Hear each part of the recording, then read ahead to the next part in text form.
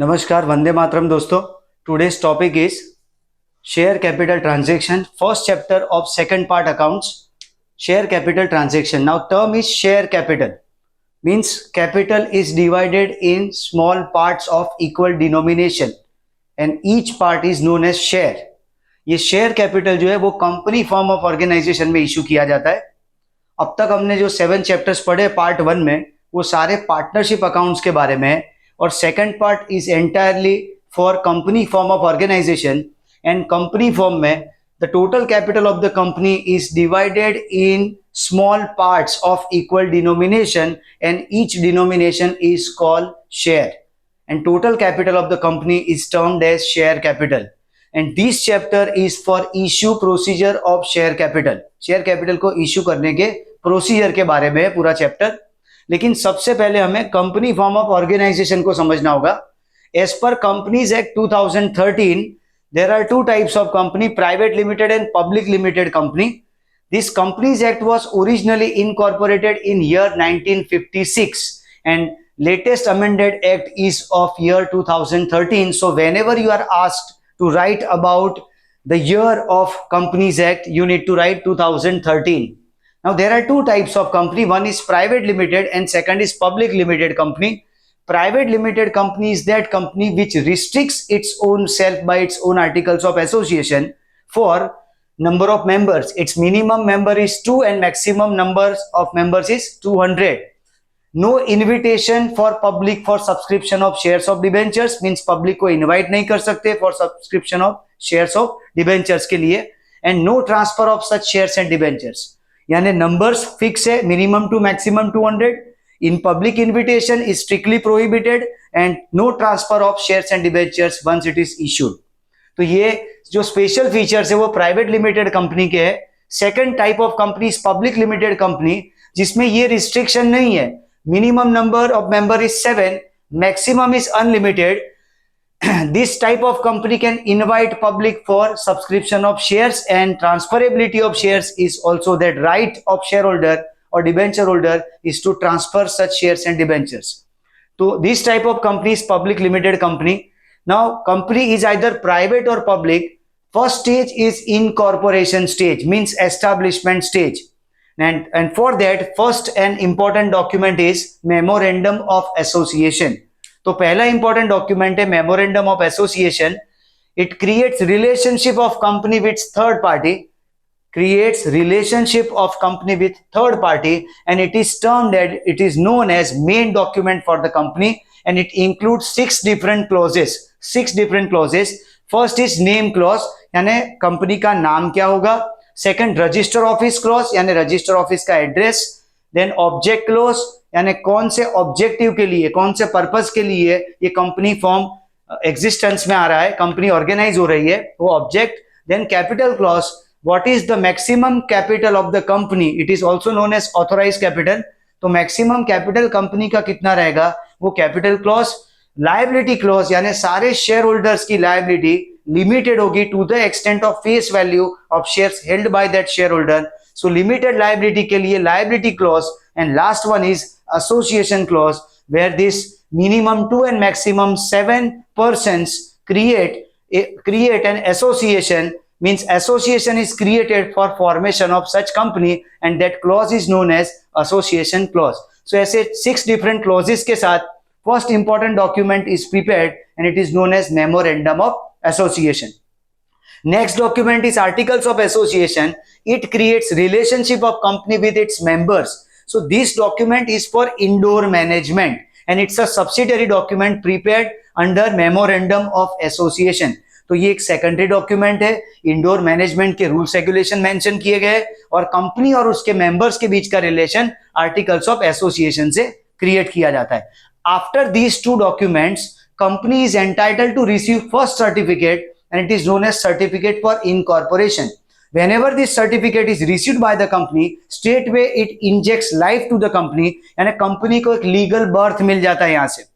After this certificate of incorporation, next stage is certificate for commencement of business. But यहाँ पे एक difference create करना है हमें private और public limited के लिए.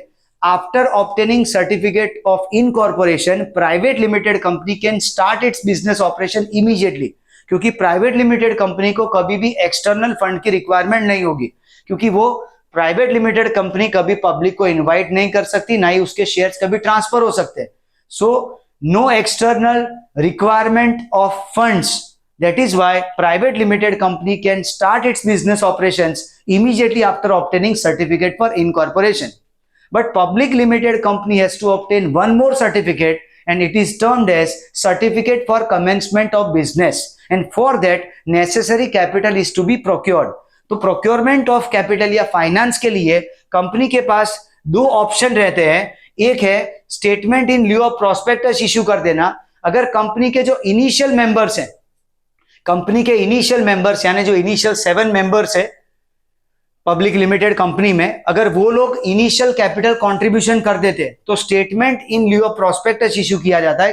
यानी उन्हें स्टार्टिंग के वक्त, एस्टैब्लिशमेंट के वक्त कोई एक्स्ट्रा कैपिटल की जरूरत नहीं है, एक्सटर्नल कैपिटल की जरूरत नहीं है.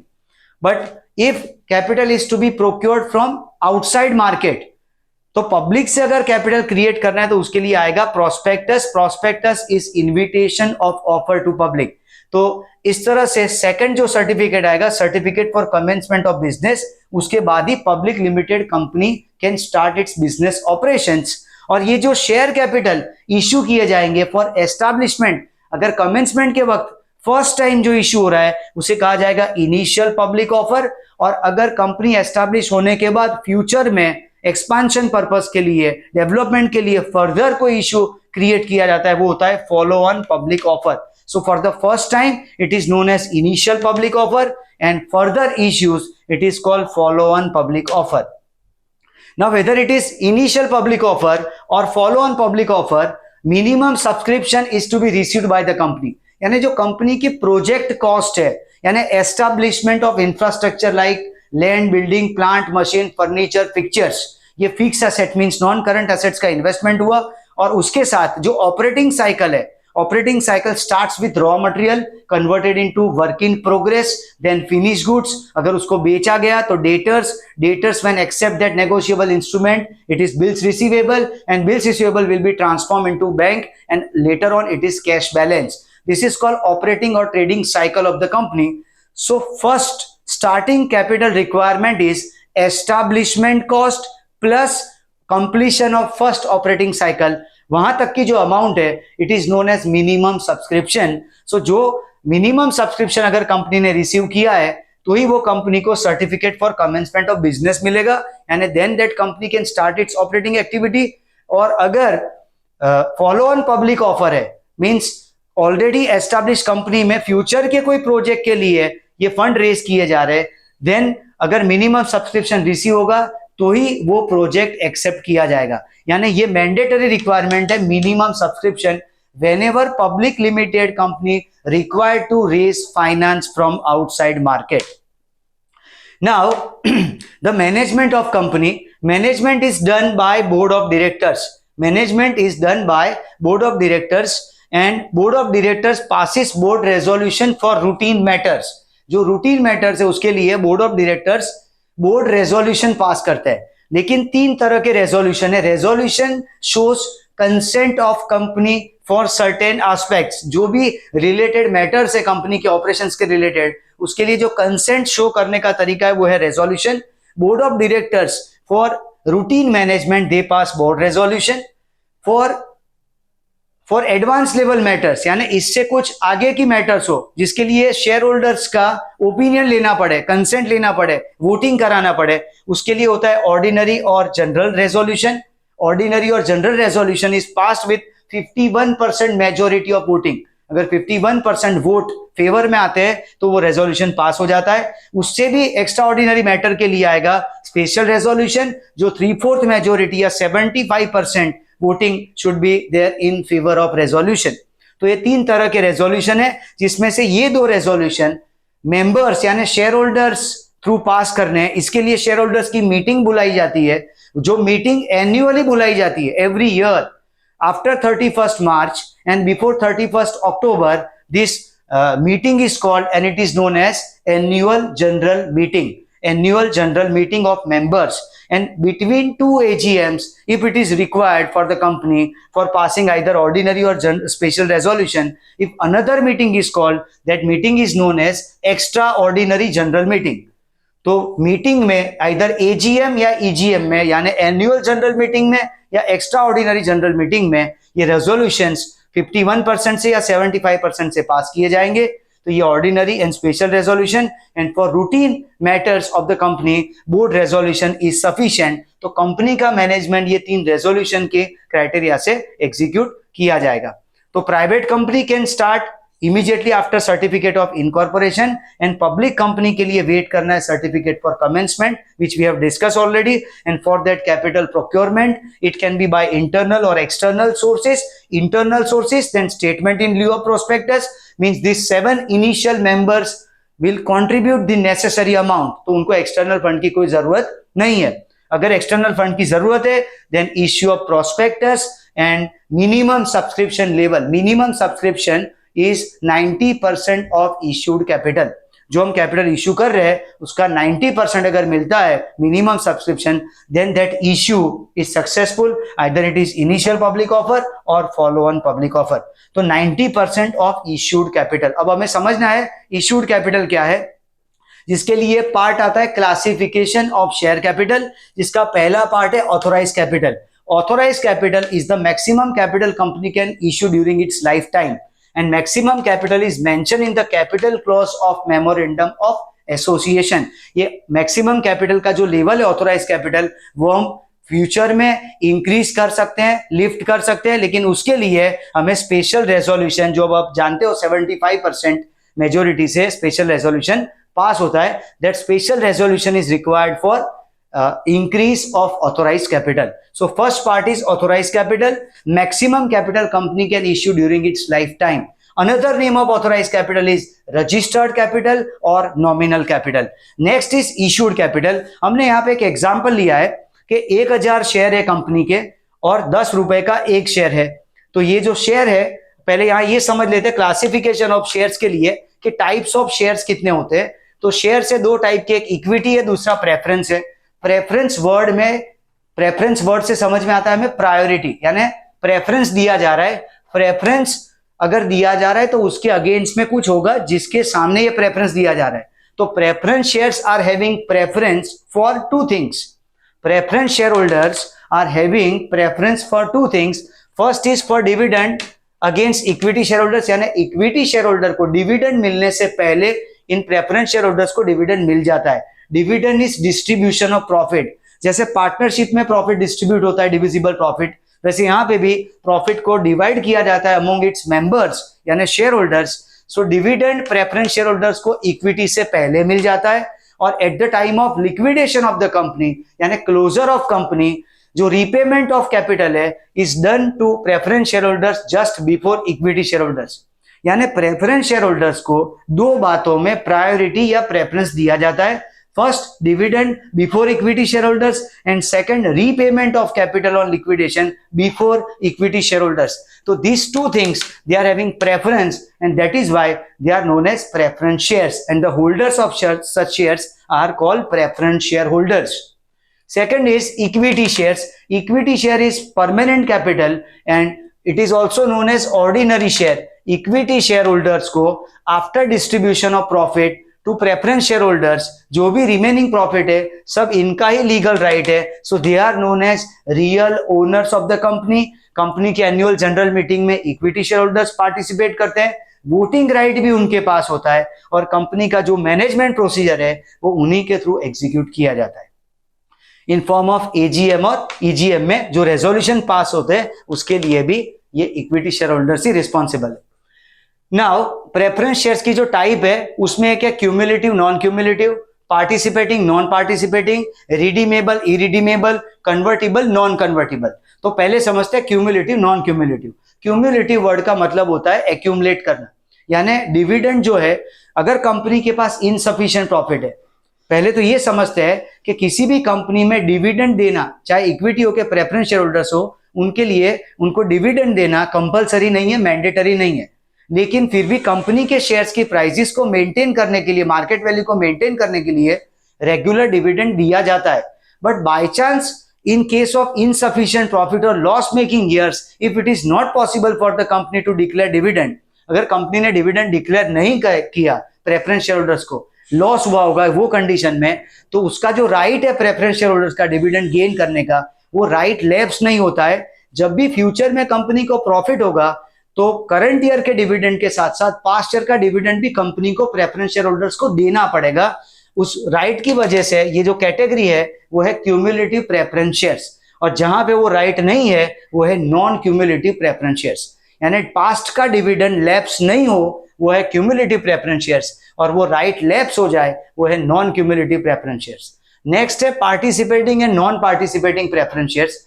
पार्टिसिपेटिंग प्रेफरेंस शेयर्स का मतलब होता है कि इक्विटी, पहले तो प्रेफरेंस शेयर होल्डर्स को एक स्टिपुलेटेड रेट पे डिविडेंड दिया जाता है, उसके बाद इक्विटी शेयर होल्डर्स को एक डिसाइडेड रेट पे डिविडेंड देने के बाद ऑब्वियसली उनका रेट प्रेफरेंस से ज्यादा होगा। अगर प्रेफरेंस को 10% दिया तो इक्विटी को मोर देन 10% यानी कि 12-15% डिविडेंड दिया जाएगा। उसके बाद जो सरप्लस प्रॉफिट बचता है उसका राइट सिर्फ इक्विटी शेयर होल्डर का है, लेकिन उसमें से भी ये लोग शेयर करते हैं, इसलिए उस कैटेगरी का नाम है पार्टिसिपेटिंग प्रेफरेंस शेयर्स। यानी पहले प्रेफरेंस का डिविडेंड, उसके बाद इक्विटी का डिविडेंड, फिर जो प्रॉफिट बचता है उसमें से इक्विटी के साथ ये लोग शेयर कर रहे हैं, इसलिए वो है पार्टिसिपेटिंग प्रेफरेंस शेयर्स। और जहां पे ऐसा राइट नहीं है वो है non participating preference shares. Next category है रिडीमेबल इरिडीमेबल। रिडीम का मतलब होता है रीपे कर देना, तो रीपेमेंट की कंडीशन जहां पे है वो रिडीमेबल प्रेफरेंस शेयर्स है। फिक्स टाइम पीरियड के बाद जिसके पैसे वापस किए जाते हैं वो रिडीमेबल है, और पैसे रिडीम नहीं किए जाते, अमाउंट रिडीम नहीं की जाती, वो है इरिडीमेबल प्रेफरेंस शेयर्स। लेकिन एक बात यहाँ पे ध्यान में लानी है, ये जो कंपनीज एक्ट 1956 में इनकॉर्पोरेट हुआ था उसमें ईयर आफ्टर ईयर अमेंडमेंट्स होते गए। 1988 में एक मेजर अमेंडमेंट आया जिसमें बताया गया था कि रिडीमेबल प्रेफरेंस शेयर्स का मैक्सिमम टाइम ड्यूरेशन 20 ईयर्स का रहेगा। यानी 1988 के बाद इरिडीमेबल प्रेफरेंस शेयर्स इश्यू होना बंद हो गए। उस वक्त जो कंपनीज की बैलेंस शीट में इरिडीमेबल प्रेफरेंस शेयर्स थे उसको 20 साल के अंदर अंदर रिडीम करना है, और रिडीमेबल प्रेफरेंस शेयर्स की भी टाइम लिमिट मैक्सिमम 20 ईयर्स की फिक्स कर दी गई है।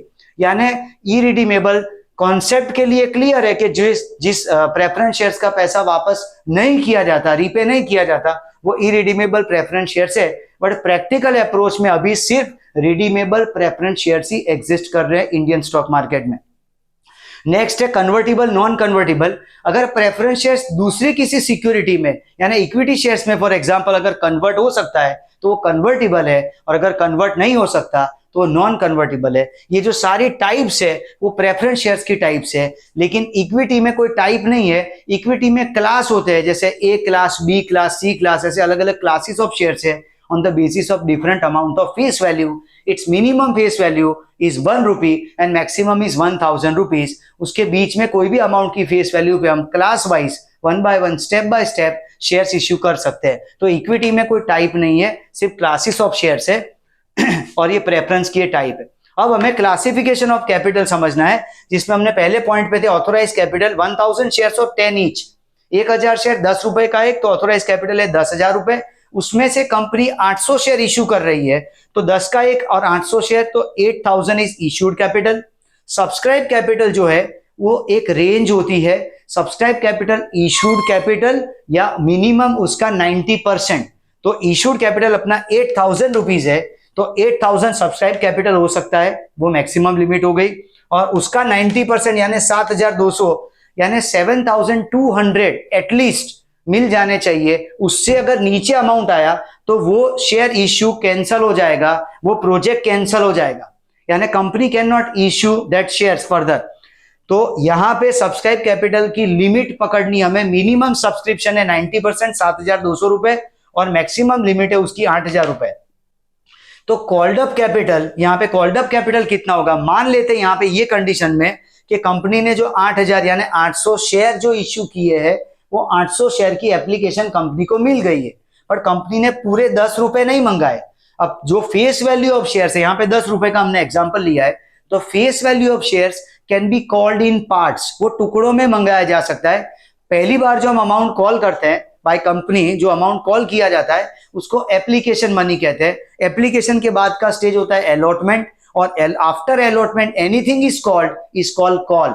यानी अलॉटमेंट के बाद जो भी मंगाया जाता है उसको कॉल कहा जाता है, और मैक्सिमम ऐसे 3 कॉल पॉसिबल है, मैक्सिमम 3 कॉल पॉसिबल है।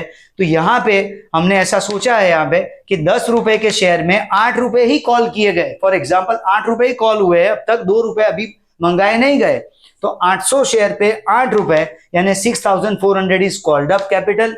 और ये कॉल्ड अप में से जो हमें नहीं मिला है, मान लीजिए एक शेयर होल्डर है, ए करके एक शेयर होल्डर है जिसके 50 शेयर्स है और वो 3 रुपए पर शेयर नहीं भर पाया है, यानी हमारी जो कॉल्ड अप कैपिटल थी 6400, उसमें से 150 रुपए हमें नहीं मिला है, तो 6250 में मिला है, and that amount which is received by the company is called paid up capital.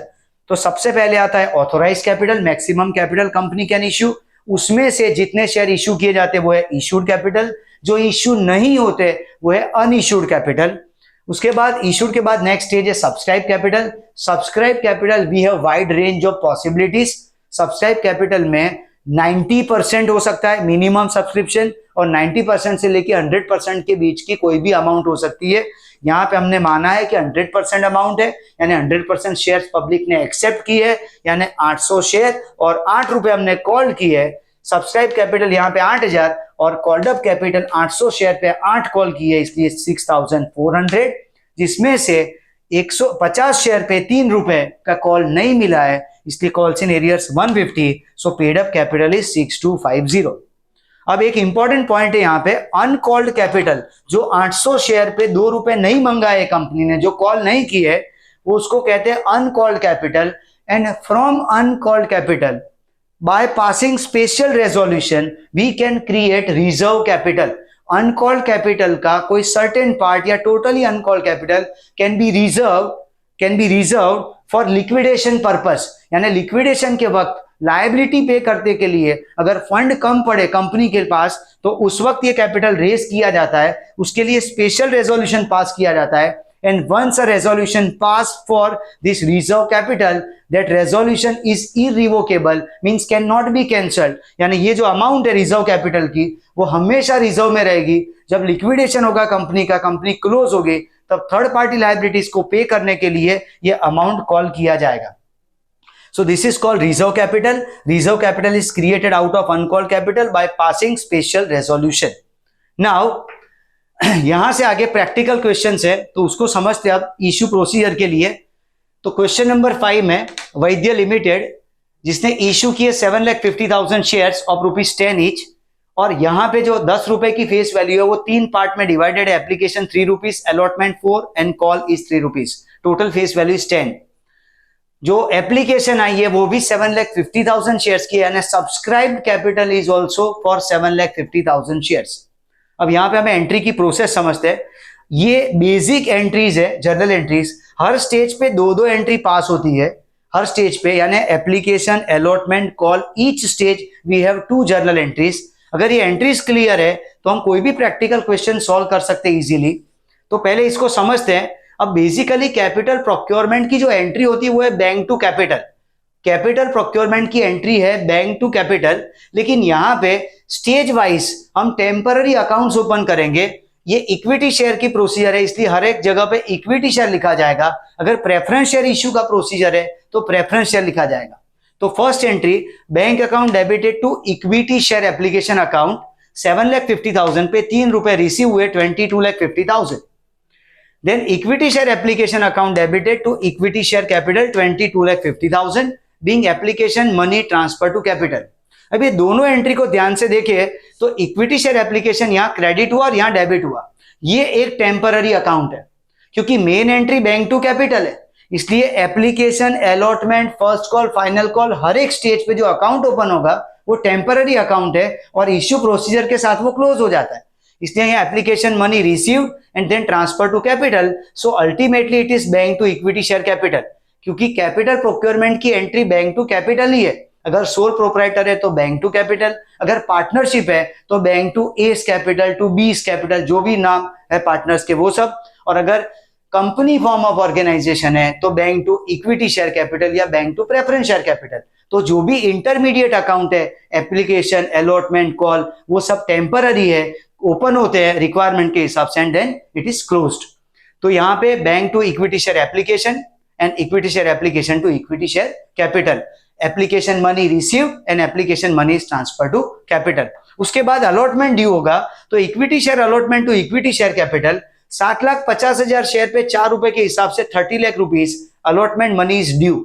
अब ये समझना है हमें कि जो कैपिटल वाली एंट्री है, पहले स्टेज पे सेकंड एंट्री आती है, पहले स्टेज पे सेकंड एंट्री है इक्विटी शेयर कैपिटल की, और यहाँ पे सेकंड जो स्टेज आया अलॉटमेंट, उसमें ये पहली एंट्री आती है, यानी बैंक वाली एंट्री बाद में आती है। ऐसा क्यों होता है? क्योंकि एप्लीकेंट्स पहले एप्लीकेशन का पैसा भेजते हैं, वो पैसा कैपिटल में ट्रांसफर होता है, और फिर वो कंपनी के ऑफिशियल शेयर होल्डर्स या मेंबर्स बन जाते हैं। उसके बाद नेक्स्ट स्टेज का पैसा जब ड्यू होता है, अमाउंट ड्यू होता है, तो कंपनी की साइड से पहले अमाउंट ड्यू किया जाता है, फिर वो रिसीव होता है। यानी बैंक वाली जो एंट्री है, वो एंट्री हर एक स्टेज पे, एप्लीकेशन के बाद के हर एक स्टेज पे सेकंड नंबर पे ही आएगी। यानी पहले अमाउंट ड्यू होगा, फिर रिसीव होगा। तो पहले यहाँ 30 लाख रुपीज ड्यू किया गया है 7,50,000 शेयर्स पे 4 रुपीज के हिसाब से, एंड देन वो रिसीव किया गया है 30 lakh bank to equity share allotment. फिर फाइनल कॉल भी, फाइनल कॉल यहाँ पे 3 रुपए का था, तो इक्विटी शेयर कॉल, अब कॉल लिखा गया है, एक ही कॉल है तो हम कॉल लिखते हैं, अगर 2 कॉल है तो ES first call, equity share final call, ऐसा लिखते हैं रिक्वायरमेंट के हिसाब से। और कॉल ना लिखना हो तो equity share first and final call भी लिखा जा सकता है, फर्स्ट एंड फाइनल कॉल। तो यहाँ पे equity share call to equity share capital 7,50,000 shares, 3 rupees per share, 22,50,000 is due and then it is receive. तो ये नॉर्मल प्रोसीजर है फॉर इश्यू ऑफ शेयर्स, जिसमें स्टेज वाइज 2 एंट्री पास करनी है। First stage is application, then allotment and then call. Application में पहले receive, then transfer to capital. इसके बाद हर एक स्टेज पे, यानी पहले due, then receive, due and then receive. Next जो क्वेश्चन है, क्वेश्चन नंबर 6M लिमिटेड में ऑथोराइज कैपिटल 4 लाख शेयर है, और उसमें इश्यू किए गए 3 लाख, और एप्लीकेशन आई है 3,60,000 शेयर्स की। एप्लीकेशन पर share 4 rupees, allotment 3 and call 3, total face value is 10 rupees. Final call is not received on 2,000 shares held by Asha. यहाँ पे 2 पॉइंट एक्स्ट्रा आएंगे, अब धीरे धीरे स्टेज अप होता जाएगा। तो नेक्स्ट केस में यहाँ पे 2 बातें नहीं है। पहली बात, एप्लीकेशन ज्यादा शेयर्स के लिए आई है 3,60,000, तो 60,000 का जो एक्स्ट्रा एप्लीकेशन का पैसा है वो रिफंड किया जाएगा, पहली बात। और दूसरा, एक डिफॉल्टर ऐसा है जिसने हमें एक स्टेज का पैसा, फाइनल कॉल का पैसा नहीं दिया है। तो ये 2 नई बातों के साथ ये सम है यहाँ पे। पहले bank to equity share application 3,60,000 shares का 4 रुपीज के हिसाब से 14,40,000 रिसीव्ड। इस 14,40,000 में से जो ट्रांसफर करेंगे कैपिटल में वो होगा 3 लाख शेयर्स पे 4 रुपए, क्योंकि हमें 3 लाख शेयर्स ही इश्यू करने हैं, तो 12 लाख रुपए will be transfer to equity share capital. 60,000 की जो एक्स्ट्रा एप्लीकेशन आई है वो पैसा हम रिफंड करेंगे 2,40,000 टू बैंक। तो bank to ES application, application money received, ES application to ESC to bank means transfer of application money to capital, and extra amount, excess amount is refunded to the applicants. उसके बाद allotment due करने के लिए ES allotment to ESC 3 lakh share पे 3 रुपए, 9 lakh rupees is due, and then bank to ES allotment, this 9 lakh rupees is received. Equity share call to equity share capital, call money is due, 3 lakh share and 3 rupees per share, 9 lakh rupees is due. और ये call receive करते वक्त यहाँ पे 2,000 share पे आशा ने call नहीं भरा है, तो जब भी कोई अमाउंट ना मिले उसे हम कॉल्स इन एरियर्स कहते हैं, और कॉल्स इन एरियर्स अकाउंट यहाँ पे डेबिट किया जाता है। जो कॉल मनी ड्यू हुआ है 9 लाख के सामने अगर 6,000 रिसीव नहीं हुआ है 2,000 शेयर्स पे, 2,000 shares पे 3 rupees, if not received 6,000, so remaining amount 9 lakh minus 6,000, 8,94,000 will be received. तो ये बेसिक सम था, इसमें एक लेवल आगे बढ़ के एक्स्ट्रा एप्लीकेशन और कॉल्स इन एरियर्स का पॉइंट आया। अब नेक्स्ट क्वेश्चन में पी लिमिटेड में इशूड कैपिटल है 12 लाख शेयर्स, 10 रुपए का एक, और एप्लीकेशन इज रिसीव्ड फॉर 13,50,000। अब यहाँ पे एप्लीकेशन में 2.5, अलॉटमेंट 2.5, फर्स्ट कॉल में 2 और फाइनल कॉल में 3। तो यहाँ पे नया क्या पॉइंट आएगा कि 2 कॉल है, ये दोनों सब में एक एक ही कॉल था, यहाँ पे 2 कॉल है, फर्स्ट कॉल है और फाइनल कॉल है। ऐश्वर्या करके एक शेयर होल्डर है जिसने 960 शेयर्स पे फर्स्ट एंड फाइनल कॉल नहीं भरा है, और विनय दूसरा शेयर होल्डर है जिसने 1200 शेयर्स पे फाइनल कॉल नहीं भरा है। ये दो बातों के साथ हम नॉर्मल प्रोसेस करेंगे। अब यहाँ पे 4 स्टेज है, इसलिए 8 जर्नल एंट्री आएगी, इतना समझना है। 3 स्टेज में, हर स्टेज की 2-2 एंट्री है, तो यहाँ पे 4 स्टेज है, application, allotment, first call and final call. तो यहाँ पे 2-2 एंट्री के हिसाब से 8 जर्नल एंट्री आएगी। फर्स्ट एंट्री है bank to equity share application, 13,50,000 share पे पहले एप्लीकेशन का पैसा 2.5 के हिसाब से मिलेगा 33,75,000। उसमें से हमें जो इश्यू करने हैं वो 12 लाख शेयर पे 2.5 के हिसाब से हम इक्विटी शेयर कैपिटल में 30 लाख ट्रांसफर करेंगे, और उसके बाद 1,50,000 जो एक्स्ट्रा है उसका 2.5, 3,75,000 will be return to the applicants, refunded. Then allotment money will be due. Allotment will be due on this issued shares, 12 lakh shares पे 2.5, 30 lakh rupees will be due for allotment and same amount will be received. तो bank to ES allotment, पहली entry bank to ES application, application money received, then application to capital, application money transfer to capital, then allotment to capital, allotment money due, then bank to allotment means allotment money received.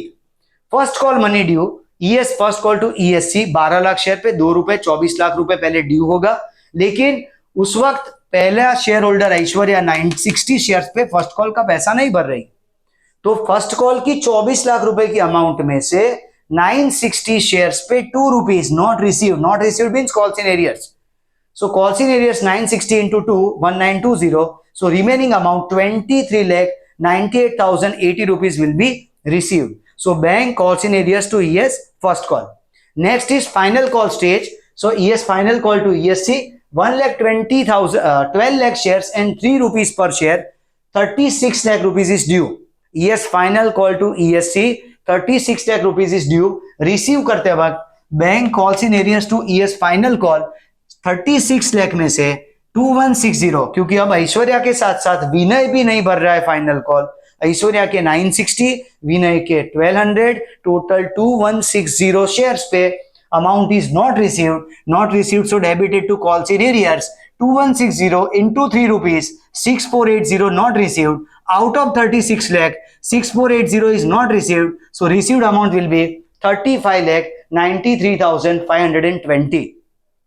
एक important point ये बताया गया question में कि after completion of this procedure ये ऐश्वर्या और विनय ने जो पैसे बाकी थे वो दे दिए कंपनी को, उसके लिए लास्ट ये एंट्री आएगी bank to calls in arrears, bank to calls in arrears, जिसमें पहला कॉल्स इन एरियर्स 1920 और दूसरा calls in arrears 6480, in total 8,400 will be received by the company. Next question is Nanavati limited where issued capital is 3 lakh shares, equity shares of 10 each at a premium of 5%. ये एक important point आया यहाँ पे समझना है, at a premium of 5%.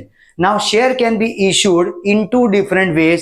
One is issued at par, second is issued at premium. पहले 3 तरह होता था, par, premium and discount, but 2013 के amended act के बाद डिस्काउंट पे इशू नहीं होता है, सिर्फ पार एंड प्रीमियम, 2 पॉसिबिलिटी। पहले 3 केस जो हमने पढ़े वो पार वाली कंडीशन थी, और यहाँ पे प्रीमियम है। Premium means extra amount collected over and above face value, and it is possible always in case of prestigious reputed company. जो रेप्यूटेड कंपनी है वो फेस वैल्यू से ज्यादा अमाउंट कॉल कर सकते हैं एप्लीकेंट के पास से for issue of that shares, and it is capital profit for the company and it is known as securities premium. तो जो सिक्योरिटी प्रीमियम है 5 रुपए का, वो एक्स्ट्रा कलेक्ट किया जाएगा। अब समझना ये है कि वो प्रीमियम कौन से स्टेज पे कंसीडर करना है। तो हमें एप्लीकेशन में 4 रुपए बोले गए, अलॉटमेंट में 8 रुपए, यानी 3 + 5, 3 की फेस वैल्यू और 5 रुपीज का प्रीमियम, और 3 रुपए का कॉल है, तो टोटल फेस वैल्यू हुई 10 रुपए। Application is received for 3,50,000 shares, और उसमें से हमें 3 लाख शेयर इश्यू करने हैं। और यहाँ पे एक पार्टनर, एक शेयर होल्डर है आई, जिसने पे नहीं किया है allotment and call money on 3,000 shares. 3,000 shares पे उसने अलॉटमेंट और कॉल मनी पे नहीं किया है, बाकी सारी अमाउंट रिसीव कर ली गई है। तो normal procedure, first is bank to equity share application, application का 4 रुपया है पर शेयर, 3,50,000 की एप्लीकेशन आई है, into 4, 14 lakh rupees is received. Out of 14 lakh equity share capital में 3 लाख शेयर पे 4 rupees, because 4 rupees is application stage amount, so total 12 lakh रुपए transfer होगा कैपिटल में। और जो एक्स्ट्रा एप्लीकेशन आई है 50,000 शेयर्स की, उसके 4 रुपए रिफंड किए जाएंगे टू बैंक, 2 लाख रुपीज। उसके बाद अलॉटमेंट ड्यू होगा नेक्स्ट स्टेज पे। अब अलॉटमेंट के अंदर प्रीमियम है, तो प्रीमियम के लिए रूल याद रखना है कि security premium is always credited eight the time of issue with equity share capital. Always credited eight the time of issue with equity share capital.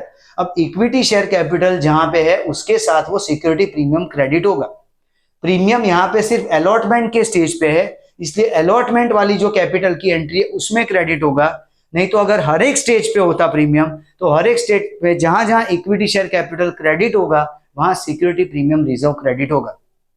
तो खास ध्यान रखना है सिक्योरिटी प्रीमियम रिजर्व का रूल कि it is credited with equity share capital, always credited because extra amount collected by the company and credited with capital only. तो यहाँ पे इक्विटी शेयर अलॉटमेंट के 3 लाख शेयर पे 8 रुपए ड्यू हुए, टोटल 24 लाख, उसमें से 3 लाख शेयर पे 3 रुपए इक्विटी शेयर कैपिटल में जाएंगे 9 लाख रुपए जो कि फेस वैल्यू है, और 3 लाख शेयर पे 5 रुपए जो एक्स्ट्रा अमाउंट है वो सिक्योरिटी प्रीमियम रिजर्व में जाएगा 15 लाख रुपए।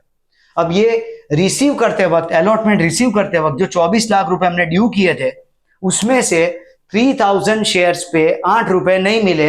एक शेयर होल्डर आई करके जो शेयर होल्डर है उसने 3000 शेयर पे 8 रुपए नहीं भरे, तो 24,000 not received, so 23,76,000 is received.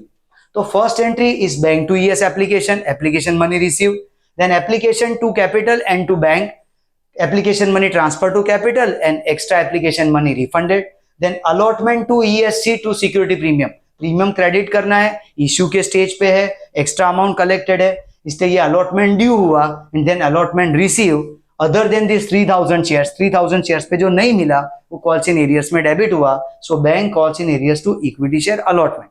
After that equity share call due करेंगे, कॉल की अमाउंट 3 रुपीज है, तो call to equity share capital 3 lakh shares and 3 rupees, 9 lakh rupees is due for call, and then bank calls in arrears to equity share call.